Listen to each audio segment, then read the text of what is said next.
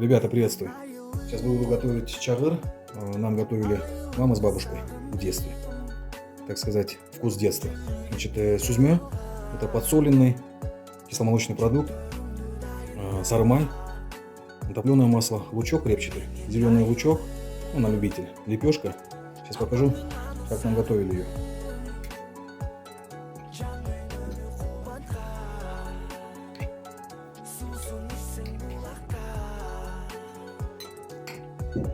Сюзьмё нужно будет расстелить, чтобы комочков не было. Вот такого состояния.